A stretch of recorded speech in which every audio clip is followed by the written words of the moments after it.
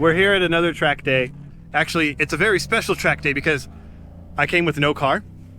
So the reason why I came with no car is because, one, the purple Miata is retired. We're not going to drive it on track anymore. It's just up for sale, and whatever, you know, whoever ends up getting that will have a very fun track day car, but we're going to not drive it anymore. But this is a big day because, one, we have to figure out what to do, but we're trying to get a car ready and my buddy is actually letting me drive the car. So some of you might know him, but he's definitely a very popular person. This is Brian. He owns Hasport, which is a very popular Honda swapping company. Motor mount company. Yeah. So they've innovated, not innovative, that's a horrible company, don't ever go there. But they've innovated a lot of motor mount swaps and engine swaps, everything swaps for Hondas. That's where their bread and butter came from. So Brian was kind enough to offer me a car to drive in Global Time Attack coming up in the next month. So yeah, he towed his car down here, and he's going to help me figure stuff out today, and then he's going to leave it with me for the week, and then we're going to come back out next week. And try it again. Yes. And then whatever gripes I complain about and he concurs, then we're going to take care of and fix it and make it fast. That's the whole goal, because we want to go out to GTA, which Global Time Attack, with a presence. Right. It's called actually Southwest Speed Fest, but it is a Global Time Attack event. Yeah, so the whole event that we're going to, which it's going to be in Casa Grande, Arizona. It's, if people don't know, it's in between Phoenix and Tucson. It's called Southwest Speed Festival, and it's going to be a 2-day event. There's going to be drifting, live music. I'm not prepared for this. I've never been to one, but it should be really fun.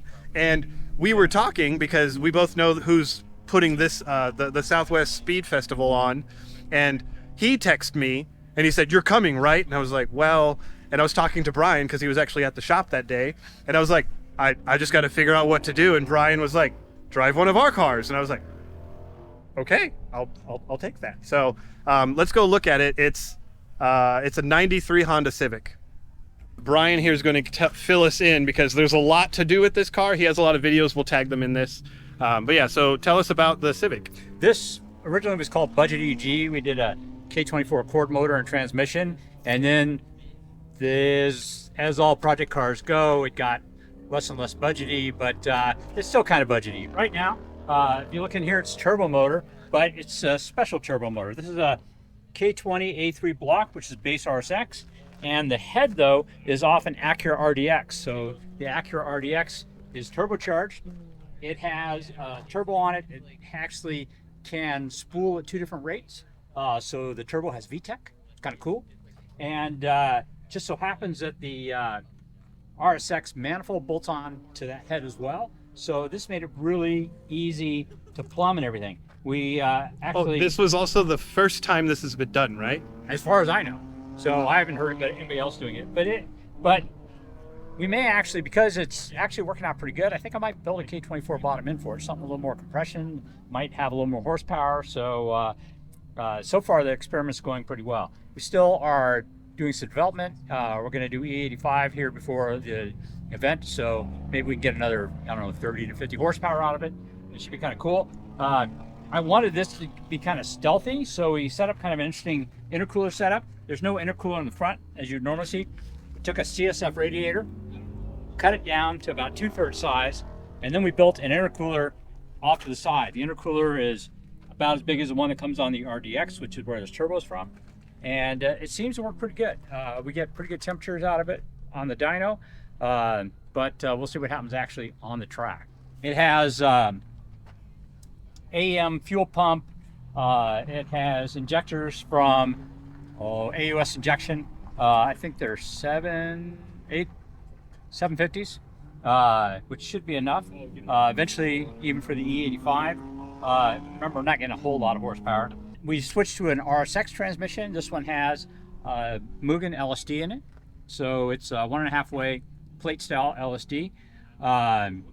We just recently upgraded our wheel and tire package. We now have 2 45s up front, 2 25s in rear with these Koenig wheels. And it has big brake kit from Fast Brakes. So it's got the Wilwood 4-pot pistons up front, and What size are the rotors? Like a 12, 12 and a half? They're like at 12 because 1175. 1175 because it's under a 15-inch wheel. Okay. So we didn't want to go too big on that, but and it's got hawk blue pads on it right now. We also just recently changed to ground control coilovers, so it has iBox springs with ground control coilovers, 500 pounds front and rear, and it has an iBox sway bar in the rear. Interior wise, it's pretty basic. Just a regular RSX shifter that's actually mounted up a little bit high. I actually have the same one in my CRX. Do you? Yep. Yeah. And we have a couple of Sparko seats in it, Momo steering wheel, and running Honda K Pro. We had K200 in it originally, and we would have kept it in there, except we wanted the live tuning capability of the Honda when we were doing the turbo tuning, so we wound up switching over to the Honda. The K-Tuner will go in, I think we're going to do a budget EK with a quad motor and transmission. So that ECU will wind up going over there. We do need to upgrade the seat belts with something a little bit more 6-pointy, and just to be safe. And it has an auto power roll bar in it, not a full roll cage, it's kind of a street build. So we didn't want to do a full roll cage on it yet. And it's not going to do any wheel to wheel racing. So a roll bar should be safe enough. We need to sort this thing out. It has not been on the track since we upgraded the motor, upgraded the suspension, went to the bigger tires and wheels. So That's like 4 or 5 years, right? yeah, it's been 4 or 5 years. So we need to figure out what's up. And that's what Brandon's job is. He's going to figure out what's up and tell me I'm wrong, and then we'll fix it and it'll all be fine.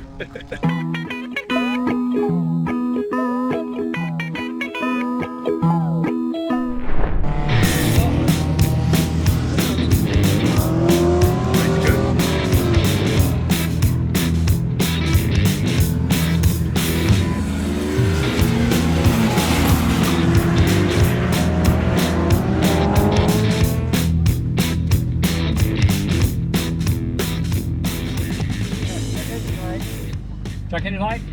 When did it like Lap and a half was the check engine light. It's coming in? I'm not sure where that's coming from. I mean, the one on the cluster was like. Oh, it's boiling over in your overflow's boiling.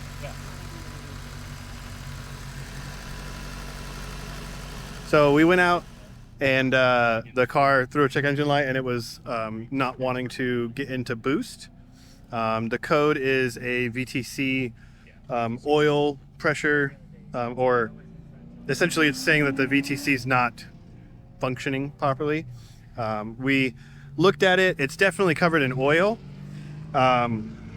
Worst case scenario is we can't really do much tonight and we need a new VTC solenoid, because I kind of doubt the gear's having a problem, and with how wet that is, I could see that having like an internal failure with oil getting in stuff and other things like that. So if that's the way it is, then that's the way it is. I can easily get one tomorrow. It's not like a specialty or rare part. It's just one that we got to get. Brian's over here on the computer to see if we can at least get some runs in tonight, and he can do something to bypass that for now in the computer and try to get the car more set up for me and the Global Time Attack event that we've got going on. All right, so heat. Yes. Definitely got really hot. Okay. I looked, the gauge on the cluster obviously isn't 100% accurate because it looks okay. Yeah. But yeah, the check engine light came on. It did get a little toasty. It said 242 on the That's a little toasty. ECU. Yeah. If those of you don't know, like 230 is like, all right, you need to rethink what you're doing. 242 is like, you should have stopped a little bit ago. Yeah. We're gonna claim that my 2/3 size radiator is not sufficient. I mean, K-Series are hot on track. Yes. I have ran into a bunch of people that have done K-Series track stuff, and you do need a really big radiator. Granted, a 3-core at this size is probably similar or maybe a little bit less than my 2-core full size that I have in the CRX. Yeah. But Well, obviously turbo. it's also turbo. Yeah, the turbo is going to make it hotter. Yeah, this actually is water cooled, this turbo. As a matter of fact, the whole manifold's water cooled. Yeah, so the harder I push it, the more. The more it gets hot. So okay. I will say it did. There was a few corners that it had like a hesitation or sputter, and it was mainly right-handers. I heard it coming. Yeah, it was like, and that was before the check engine light came Okay. on. It could have something to do with heat still. I mean, I know the over temp on this is like what 235 for Honda. Yeah. I think it's they usually set it for that. So we weren't too far over, but over's not good. Yeah. But yeah, so Okay. That's actually though, just plugging a hole. right, yeah, the Map map's somewhere. sensors. Yeah. I thought I saw what looked like fluid, but it's a shadow. Yeah. Okay. Well, we definitely were boiling into the Overflow. so, Yeah. yeah. Well, it's a 1.1 bar. Yeah. We might want to do like a 1.3 bar radiator cap. Okay. The extra pressure might help, you know. Okay. Could also do some. Could also do some shrouding. So if you guys don't know, air is lazy, and if it doesn't have to go through your radiator, it won't. It'll do its best to not. Okay, so that just means I can't do 100% laps right now. You can. You just only do 2. Yeah. I will say though, nothing against these guys, but every time I've ever driven a Hasport car, I was too much for the brakes. These are wonderful. Oh, God. With the literally every time I hit the brakes, I was like, I should not have touched them yet. I hit the brakes and I'm like, all right, yeah, I'm just hanging out now because I'm going way too slow for what I want to be doing right now. So they're great. I just got to figure out them. The tires feel good. Yeah, it's just little fine tuning with. I'm not sure what that little hiccup was when we were going. We might, when we do some stuff over the week, we might do like a data log, Yeah, I'll do a data log. and then I was thinking the same thing. yeah, that way we can Plus- kind of watch Yeah. me. So you're going to have the car, so I'm not going to be able to do the shrouding, which is, I I'll think, see what. pretty key. Yes, definitely shrouding will be a big thing. The other thing, I mean, with how much space we have back here, it might be better to convert this to a puller. Okay. Just because it does block a lot of the front of the radiator. Yep. Yeah, that was only put on there actually for street driving. Well, yeah, So- I mean, it's the other thing too, like at idle and red lights and all that Right. stuff, that's perfect. So we could actually take it off for the track. Yeah, we could just leave it with no fan. With no fan. And then we'll just put it back on when it's time to go to the track. Or go to Yeah, the street. just drive it around and Yeah. whatnot. Yeah, and I mean, yeah, I'm sure this thing, like driving around with that fan on there, is more than cold enough. Yeah, I think the biggest thing is, one, the track has a bunch of turns, and two, there's no ducting. So with all of the turns, we're not really pushing air Right. through any of this. And then yeah, it's the other thing too. If we're doing the same thing with that, it's only making this hotter. Yeah. Because the intake air temp is, I don't know what that was, but I'm sure that was pretty warm. Well, do some data logging next time. I will look into shrouding it. In fact, what we can do is take it off and just do some cardboard shrouding and duct tape and get it done. Burger We're going to pans. track next time. I can actually. Burger pans. Burger pan. Like FF Battle 1. We had FF Battle 1. We had a J-Series with a half radiator. And they catered the event. Catered the event, so we grabbed the aluminum foil burger pan and made shrouding, and we got 2 extra laps That is before it awesome. overheated. Hell yeah. Yeah. And Right. the grease, I don't know if it helped with the cooling, but Yeah. yeah. Well, it's the other thing too. So, I know some of my viewers know, but there's a guy near me where I can make some cardboard, and he'll cut it with a CNC machine. Oh, nice. So I might just be able to make our own shrouding Nice. and do that when I'm messing with this, because I kind of feel like when I do this one, I'm going to have the day with it. Right. Yeah. Because I Okay. I do think a front sway bar will be nice. However, with how this is set up, I still would like more rotation. Okay.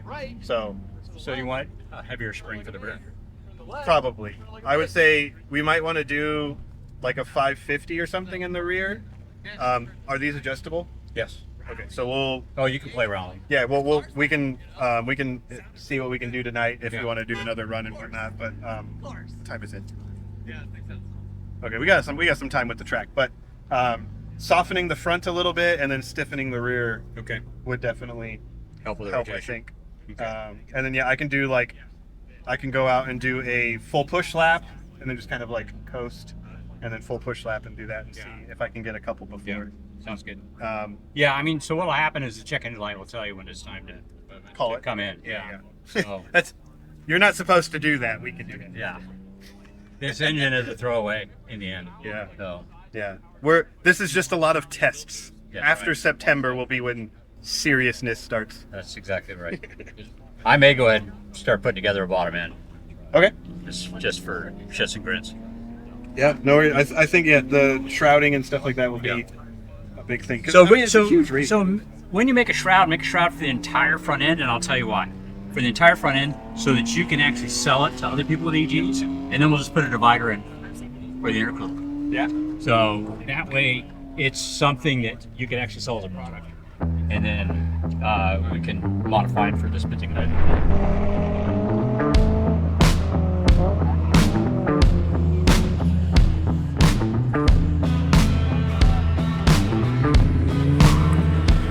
We did one last session. It's still having some overheating problems, but I was able to do a full lap. The car felt better. Brian said that it looked better. I'm going to see what my time is. Yeah. Oh, yeah. We dropped 3 seconds. So the car ran a 103.3 with it, where the last time was a 106 something with the last session. But the car definitely has a lot more. And technically, the 103.3 was me going out, warming up the brakes and everything, and then doing a full hot lap where I thought I could, and then realizing I have a lot more left in the car. I let it cool down, and then I went to do another hot lap, and the check engine light came on, meaning we were getting hot. So I just called it, and we're going to deal with that, and hopefully this coming week. But yeah, so Brian's going to leave the car with me. We have game plans for stuff in the for what's coming up in the next couple of weeks with this car. Yep. I don't know if you're going to do any videos on the prep for it. I will. Okay. I will. I'm gonna bring cameras next time Okay. for the event, and then we'll check out whatever you do to the car between now and then. Perfect. So also check out his channel. There's a lot of stuff on how this car got built the way that it is now. And we're going to try and, get this car ready in the next month. Yeah. LS Miatas are really loud. But yeah, so I still think it was a successful night. Yeah, I feel like we solved a few issues. We did solve a few issues. I caused a few issues. The overheating thing is definitely being on here. Yeah. It's all not. I was the one driving. Yeah. But yeah, so it's definitely something where we knew this was going to happen. The car was built even before we even started talking about it. He knew that the radiator might be a thing or overheating might be a thing, just because.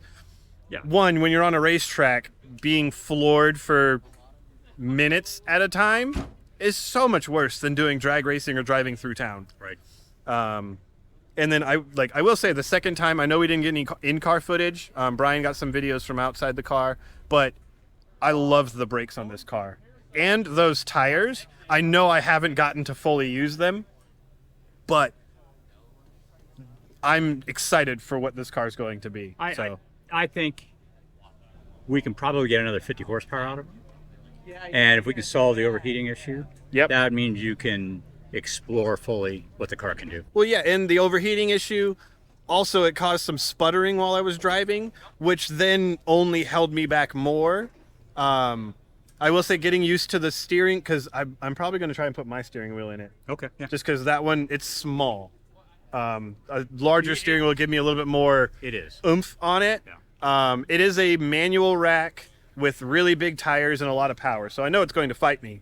But it being a smaller steering wheel, it's just going to fight me more. So I think I'm going to throw my steering wheel on it and Get some leverage. yes. So yeah, Thursday, the next event, or the next time we're going to come out here, that's the goal for more tests on it, and we're going to have another video out with that. But keep an eye on it. Me and Brian are going to be working at this. Carter's going to be helping out because he doesn't have a choice. But yeah, also go check out VTEC Academy. That is their channel. They have such good videos on there. They actually teach you stuff. But as they just said, it's time to go home.